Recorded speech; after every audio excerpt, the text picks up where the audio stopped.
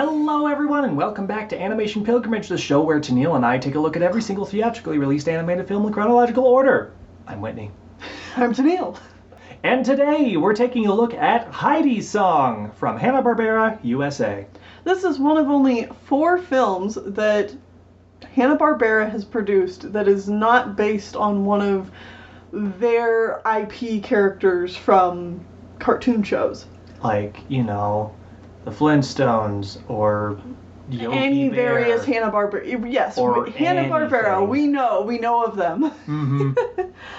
No, it's based on a book. Yes, this is based on a book, Heidi, which you've probably in your life seen some adaptation of. I don't know.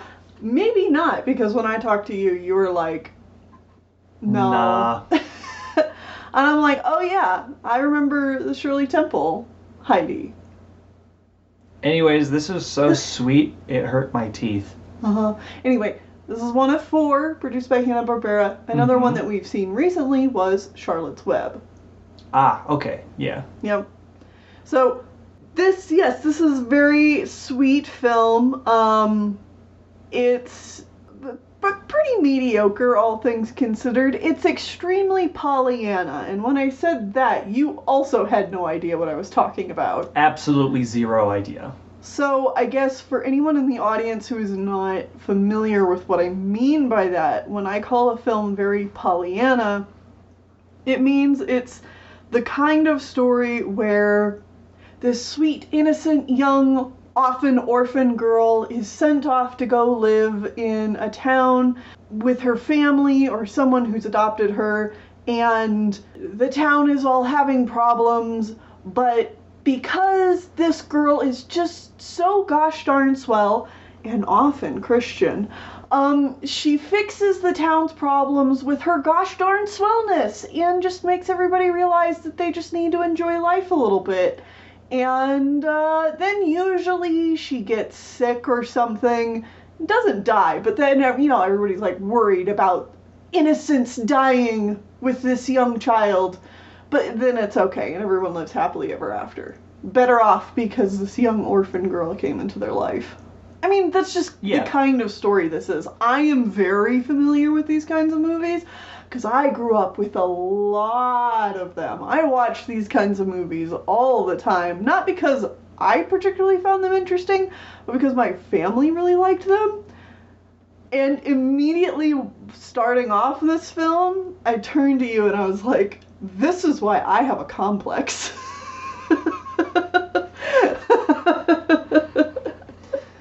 Oof. Because, you know, it's that message of like, even if people are mean and awful to you, you have to be super sweet and perfect and nice. And then they'll just have no option but to be nice and back eventually. Eventually. It might take years, a long time. But if you are a good Christian girl, then I'm putting like so many air quotes around all these things. But like that's the message that these movies have. And, like, it expects young girls specifically to carry so much emotional burden in every relationship they encounter. Yeah. So, this movie was simultaneously a way of me like, alright, bringing up some trauma, thanks for that movie. And also I'm sitting here like, this is aight. How about a plot synopsis? Sure. I honestly don't have much to say about this movie compared to you. Oh, I've got loads to say about this movie. Alright.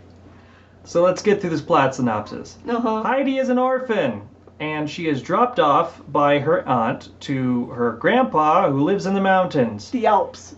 Yeah, in the Alps specifically. Because if you can't tell from the name Heidi, this takes place in Switzerland. Yeah.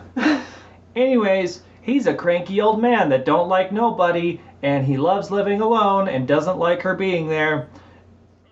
And then he hurts his leg while stopping her from getting crushed by a tree because she's an idiot.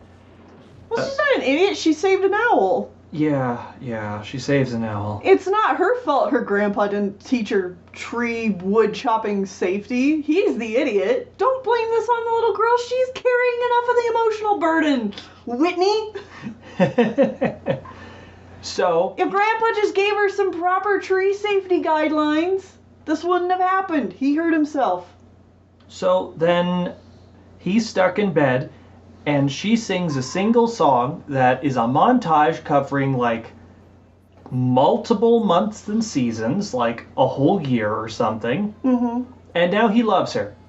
Well, she also talks about how when she takes care of him, she's gonna like clean the house. She also learns how to take care of all the goats that he has, which is important because That's how the goats they make are money. his living with Mhm. making butter and milk and everything like that, and cheese down to the market, Yeah. yada yada.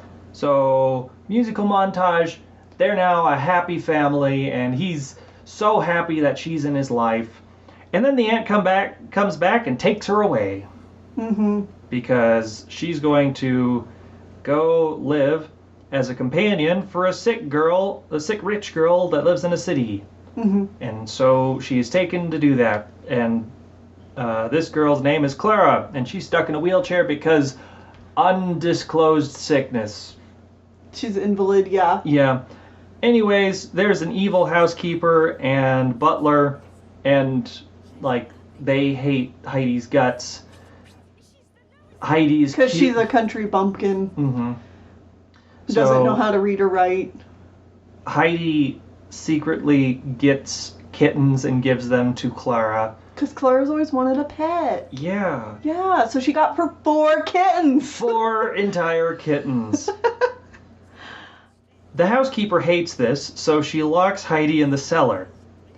That owl she saved, like half hour ago in the movie, is like, oh no, this is bad. I'm going to fly all the way back to the Alps, Mm-hmm. and I'm going to warn the friend kid that milks the goats, Peter. Peter, Mm-hmm. and Peter loads up all of the animals and takes off on a bike pulling wagons and takes them to the city to save Heidi. Yes. Heidi, in the cellar, has befriended the rats. When suddenly, an hour and 15 minutes into this hour-and-a-half film, a rat starts talking. And not just talking, singing. Yeah. There's a lot of animals in this film. Too many, to be honest. Like, every time we move 5 feet, there's a new animal companion character. Yeah. But the animals did not talk up until this point. Yes. Suddenly, the rats break that rule, and they're doing a song and dance about how... Humans are awful and suck, and they Which, should... I mean, if you're a rat, valid. Mm-hmm. That's very valid, but I didn't think you could talk, so... Yeah, it just suddenly out of nowhere, now the animal gets a song, and it's the rats. Yeah. So, Peter Uh-huh. arrives in time, and all the animals have a scrap battle with the rats, and then they escape the house, and they take Clara with them, Uh-huh. and they go back to the Alps. Yep. And while they're out in the Alps, Clara has brought one of her kittens with her, Mm-hmm. and the kitten is attacked by a hawk or an eagle or something, and Clara fights it off with a stick, and then she stands up because she's now cured. Yay! And her dad sees this, who hasn't been in the movie until now, Uh-huh. and they all live happily ever after the end. Yep. There's literally a jump freeze frame as the end of the movie. So I like how you remembered to mention the song and dance sequence with the now talking rats, but you forgot the other 2 batshit wild crazy sequences in this film. They didn't work for the plot synopsis, but Uh-huh. we can mention them now. There are, at minimum, 7 songs in this movie that do not, either A, do not add to the plot at all, Mhm. or B, do way too much heavy lifting for the plot because of all the other songs that do nothing. AKA the Rat song does way too much heavy lifting. Uh-huh. Or, well, no. The montage, what you mean. Yeah, sorry, the montage song. So that the grandfather loves Heidi. Mm-hmm. Yeah. So, yeah, the two batshit insane sequences. Uh-huh. The one, Grandpa... So when Heidi first gets there, Yes. Grandpa tells Heidi a story right before bed to kind of scare her, because he's kind of a mean old asshole. About the Spooky kobolds and stuff that live in the mountains.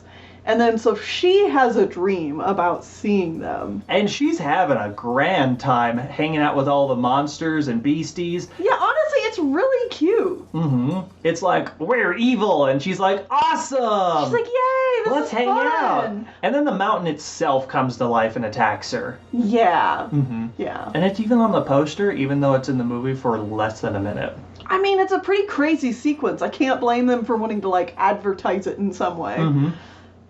It's just weird that they have this over-the-top animated song number. Mm-hmm. And we're not even 30 minutes into the movie. Mm-hmm. When the rest of the movie is relatively well-grounded. Yeah, but yeah, it's a dream. Whatever. So what was the other one specifically you were talking about? The coal guy? Yeah, the coal bumpkin guy singing the song about how... singing and dancing about, like, how much he loves the other girl with his horse. Yeah. That was great. It was just very silly and over the top. It has the same vibes of Kristoff singing Lost in the Woods and Frozen 2. Like, yeah. It's very out of nowhere. It's fantastic, but, like, does not need to be in this movie. Does not add to the film whatsoever. Yeah. It's just kind of corny. I like it. Mm-hmm. I like it. Okay. So... what's the other one you're thinking of? The song where the butler and the house warden lady are telling... or the governess. The governess are telling Heidi that she's nothing. Oh, and they, yeah. like, turn into demons and stuff. Uh-huh. Yeah. Mm-hmm. Yeah, that one's another, like... Rawr.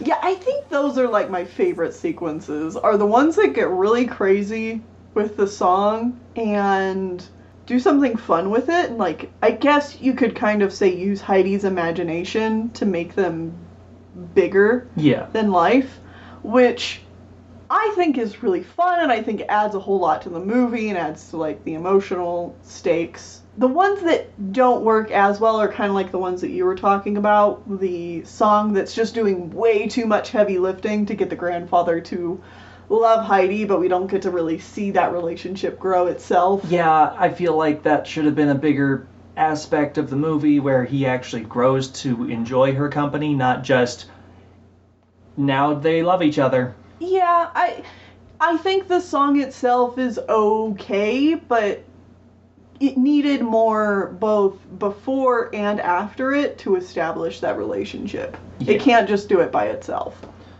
To talk about the animation itself now. Mm-hmm. It is extreme cartoony animation where characters are spinning and flipping and jumping and smashing their heads through ceilings and stuff like that all the time. And, like, I get people like this. It is personally not for me. I prefer some level more of realism to it. I think it works fine for this film. I thought the animation was really good, though, actually. Like, when you consider most of Hanna-Barbera's stuff is TV animation extremely limited, and the last thing we saw was Charlotte's Web, which also definitely felt just TV animation quality. Mm-hmm. I think that this one smooths out the edges just a little bit more than Charlotte's Web did. Mm-hmm. It's still very much kind of TV quality animation, but good TV quality animation for the time that it came out. Fair enough. Fair enough. It's just, I recognize this style of animation of something, as something that we're going to see this a lot. Mm-hmm. over the 80s and 90s. Mm-hmm. And I'm just like already tired of it. Well, yeah, honestly, what it reminded me a lot of while watching it was the Chipmunk adventures that we'll be watching later this decade. Mm-hmm. Yeah. It made me think a lot of like that very cartoony style, which I find really appealing. When it's animated well. Yeah, the thing is, I didn't grow up with a lot of it. Mm-hmm. I grew up with a lot of it secondhand, Mm-hmm. just because I grew up on Disney movies, Yeah. and I did not grow up I mean, same. well, yes, but I did not grow up on Disney Channel or Cartoon Network or anything like that, Mm-hmm. because my family didn't pay for stuff like that. Yes. So, a lot of these movies I would see at other people's houses, and I'm just like, wow, this is certainly animated. This isn't a Disney movie. Yeah, this Well, sucks. It doesn't suck, it's just different. Okay. And it can be done well and it can be done poorly. Mhm. The style itself is not an indication of quality. No. No, but I have a feeling I'm going to have a difficult time enjoying most of these.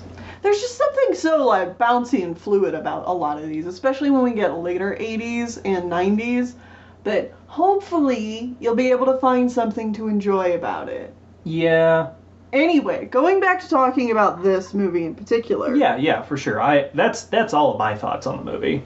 This very much so reminded me of watching like Shirley Temple films, and it kind of makes me wonder if Shirley Temple films were going through some kind of resurgence during this time, Mm-hmm. which would make sense because I have older sisters who, if that is the case, this would fall into the category of like when they were children, Mm-hmm. and then they would have passed that on to me. Because Yeah. you also said you weren't familiar with really any Shirley Temple movies. No. Yeah. But I watched a lot of that kind of thing, so seeing this, I was like, oh, yeah.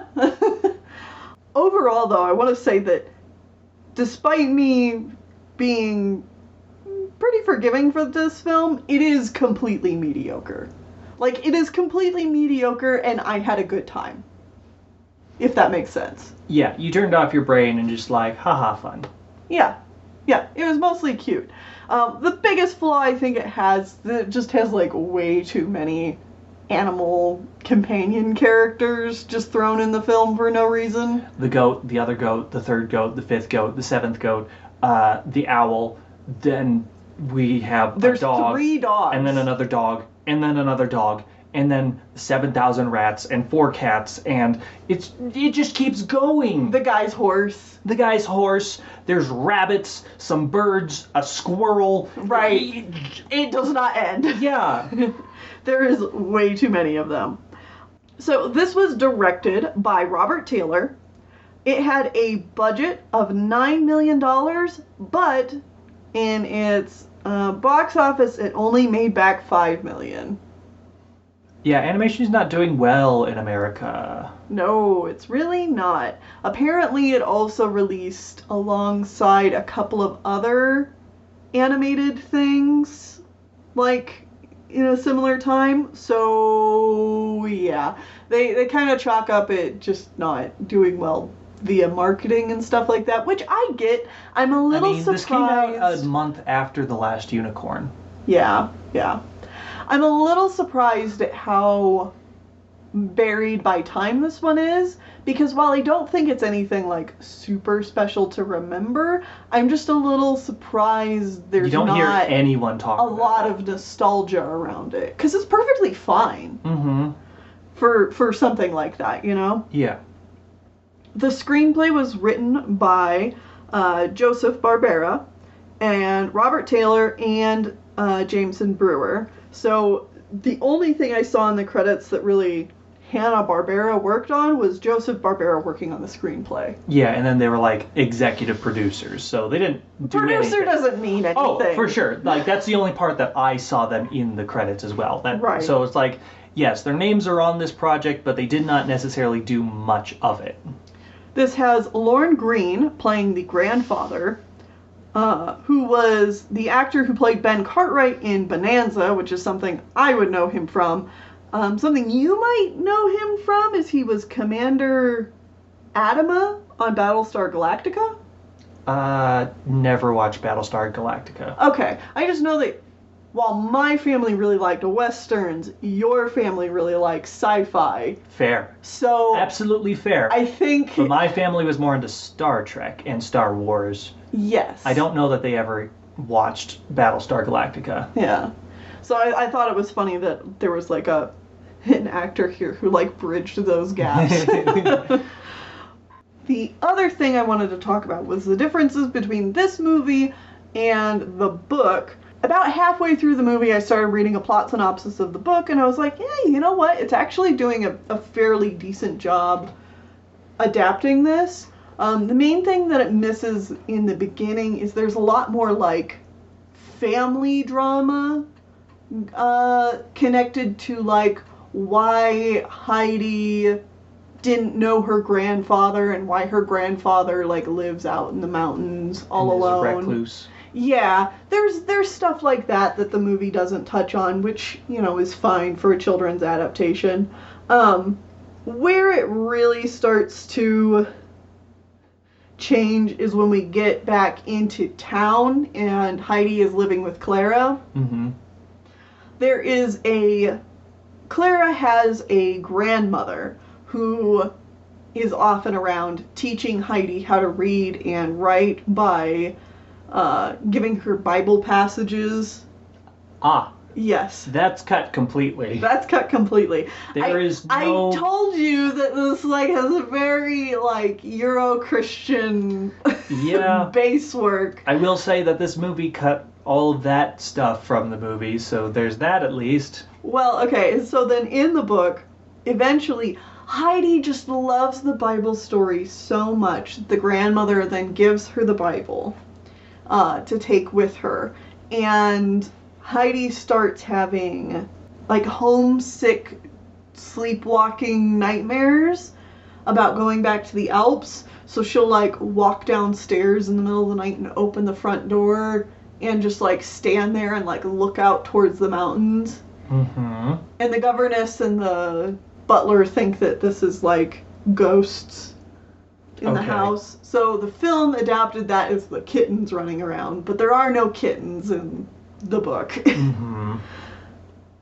Eventually, she's so homesick that she ends up going back to the Alps, and she reads her grandfather, or in the book, it's the Alm Uncle. I don't know what that means. But she reads him the story of the prodigal son, and it's so inspiring to him that he prays for the first time in years that night. And then they start going to church. Oh my And she starts God. attending school, and everybody's life is fixed. And then Clara makes a trip to the mountains to visit Heidi. Mm-hmm. And her and Heidi get along so well that Peter gets jealous, and when Clara is not in her wheelchair, he pushes her wheelchair down the mountain and destroys it. And so Clara now has to learn how to walk. And she starts learning how to walk and get stronger because she's drinking goat's milk and she can smell fresh mountain air. Oof. The casual ableism. I mean, that's kind of in this movie too. Oh, like, for sure. the nefarious thing was an eagle, not Peter. Well, I mean, okay.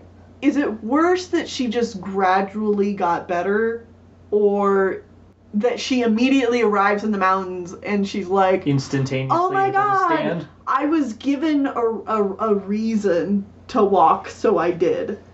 Like, I mean, it's all terrible. yeah, it's all stupid Mhm. either way. And then, the family of Clara is, like, so happy that Clara learned how to walk that they promised to provide permanent care for Heidi if ever would something happen to her grandfather. And, like, Okay. he wouldn't be able to take care of her anymore. So, like, there you go. There's your happy ending. But just holy shit, the Christianity bullshit. Well, I mean, like I said, there are so many of these stories, and, like, it says so much to me that I know and grew up with so many of these, and you have not. Mm-hmm. Which is wild to me. But, like, these kinds of stories that are specifically telling young girls, like, you have to be the light in adults' lives. You have to be the one shepherding them to God. Like, it's like these kinds of messages and stories, and I just find it crazy how I was indoctrinated with like a whole bunch of these. It's and incredibly yet at the sinister. same time, you never experienced any of these. Yeah, no. I didn't. Yeah. So, I guess I'm curious, for the sake of my own trauma curiosity, how many of you guys grew up with movies like this? Yeah. Let us know in the comments if you've seen a Heidi or a... I was going to say Penelope, but no, it was a Pollyanna style movie. Yes. Yeah. And anyway, this was fine. You keep saying that. I don't believe it. Fire raging around in the background of my house. This was fine. I did not like this movie. So join us back here next time for a movie that I definitely probably won't enjoy. But we have hit the end of movies that we have official release dates for, so now we're just getting the rest of everything else. Alright. And we're gonna start off with Super Majinga 3, also known as Raiders of Galaxy. Not Raiders of the Galaxy, Raiders of Galaxy. This is the beginning of a whole bunch of South Korean films, isn't it? Well, hilariously enough, we get one, and then we get a few other movies, and then we get like 7. Maybe not 7, but like 3 or 4. Alright. Hooray! South Korean movies! Let's go! Woo! I have never felt so sunny. It's like falling into money. What I've got is an arm full of sunshine. If I'm leaping higher than a ballet